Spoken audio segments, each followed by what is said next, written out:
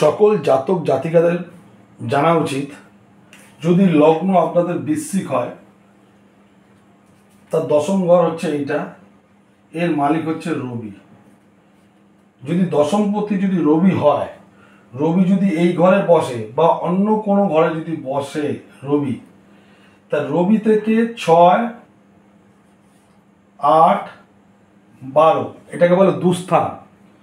তাহলে রবি যদি এখানে থাকে, তাহলে 1, 2, 3, 4, 5, 6 এই ঘরে যদি রাহু থাকে, 7, 8 এই ঘরে যদি রাহু থাকে, বা 12 এই ঘরে যদি রাহু থাকে, ঠিক আছে, বা দশমপতি রবি যদি অন্য কোনো ঘরে বসে, ধরুন দশমপতি ঘর এইটা, যদি এই ঘরে যদি রবি বসে, তার 6, 8, 12 দেখতে হবে, 1, 2, 3, 4, 5, 6 এইখানে যদি রাহু বসে, 7, 8 এইখানে যদি রাহু বসে, বা এইখানে যদি রাহু বসে, তাহলে রবির দশা রাহুর অন্তর্দশায় সেই জাতকের কারাবাস হওয়ার সম্ভাবনা রয়েছে।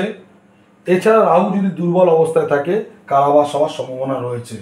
এবং চুরির ভয়, স্থানচ্যুতি মানে ভালো পজিশন থেকে নিচে পড়ে যাওয়া, স্ত্রীপুত্র রোগ, গৃহপালিত পশু হানি, টিউমার, ঘরের ক্ষতি ইত্যাদি হবে।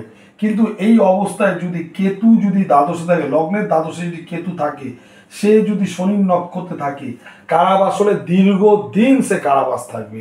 তাহলে ভিডিওটি ভালো লাগে লাইক এবং শেয়ার করুন।